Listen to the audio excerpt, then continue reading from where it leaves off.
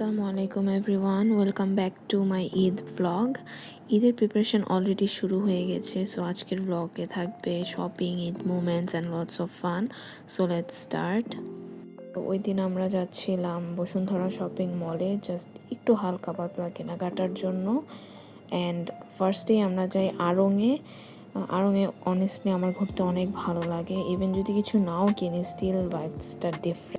সেকশনে অনেক home decor আইটেমসগুলো থাকে। এখানে ব্যাম্বু মেড বক্সটা দেখলাম অনেক কিউট, বাট একটু টাফ ছিল খোলাটা। দেন I was roaming around the cup areas. The cups were literally so pretty. পরে এখানে কিছু উডেন প্লেটস দেখলাম, এটা খুবই সুন্দর অ্যাস্থেটিক ছিল, বাট প্রাইসটা একটু বেশি। এই টাইনি শোপিসগুলো খুবই cute. Then we went to Sailor. There was 40% sale. বেশ ভালোই ক্রাউড ছিল। পার্সোনালি আমি সেলারের কালেকশন তেমন পছন্দ করি না। দেন অবভিয়াসলি আমাদের গরুর আপডেট, মিট আওয়ার কাউ। আমি অনেক খাওয়াইতেছি, বাট মুডটা একটু খারাপ ছিল আজকে। হি ওয়াজ কাইন্ডা অ্যাংরি অনেস্টলি। ভয়ে ভয়ে যে একটু গরুকে খাওয়ানোর চেষ্টা করছিলাম, অ্যান্ড কাছে গেলেই শুধু ভ্রুটা কুচকায় রাখে। মাঝে মাঝে নিচে পড়ে গেলে ওগুলো খাইতেও চায় না, খুবই জেদি। গরুটাকে অনেক মিস করছি এখন। ভিডিও এডিট করার টাইমে দেখে খুব মায়া লাগছে। বেশি একটা কাছে যাইতে পারি না, এর জন্য দূর থেকেই আদর করে দিচ্ছি। এর 2 দিন আগে থেকে আমাদের গরুটার মনটা খারাপ ছিল, সেভাবে স্যাড হয়ে বসেছিল। ওর সাথে কিছুক্ষণ টাইম স্পেন্ড করে এরপর উপরে যাই। আব্বু আজকে নতুন একটা সেলাই মেশিন কিনে নিয়ে আসে। সেলাই মেশিন আসলে খুব দরকার। মেশিন নিয়ে এখনও বসা হয়নি তেমনভাবে। ঈদের ফেসটা যাওয়ার পর এরপর এটা নিয়ে একদিন বসতে হবে। আমরা ওদের রোজাও রেখেছিলাম। আম্মু এখানে ইফতারির বানাচ্ছে। এখানে আমরা খেজুর অ্যান্ড কাজু বাদামের মিল্কশেক, এটা খুবই খুবই মজা। You must try guys. আরও কিছু আইটেম ছিল, কাঁঠাল, বুট, খেজুর, জিরা, সালাদ।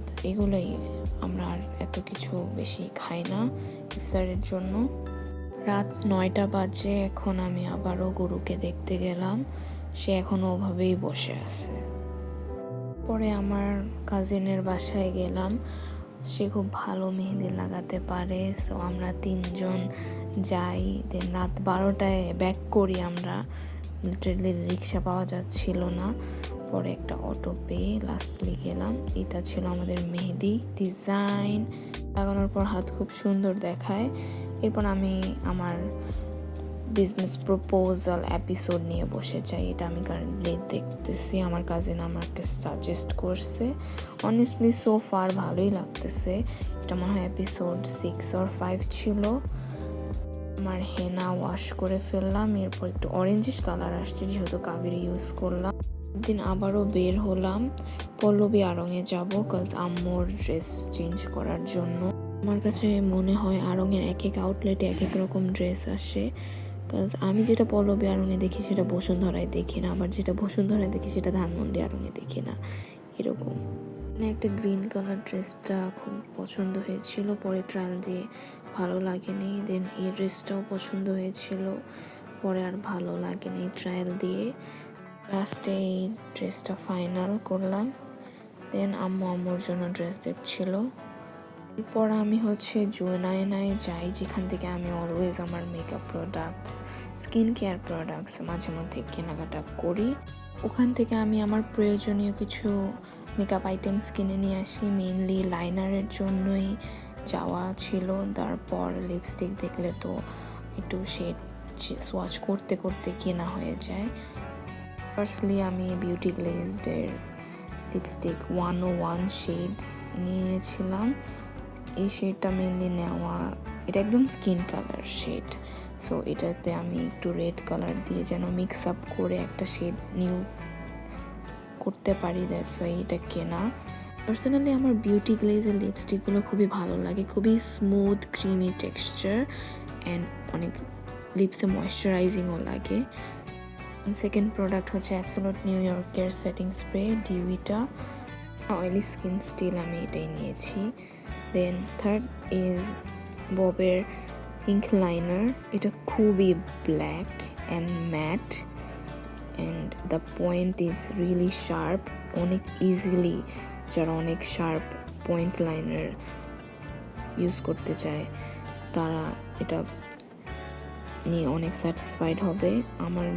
অনেস্টলি আমার অনেক এটা ভালো লাগছে। আমি অলরেডি ববের মাস্কারা সম্পর্কে অনেক শুনেছিলাম, বাট ববের আইলাইনার সম্পর্কে আমার ধারণা ছিল না, but I personally loved the eyeliner.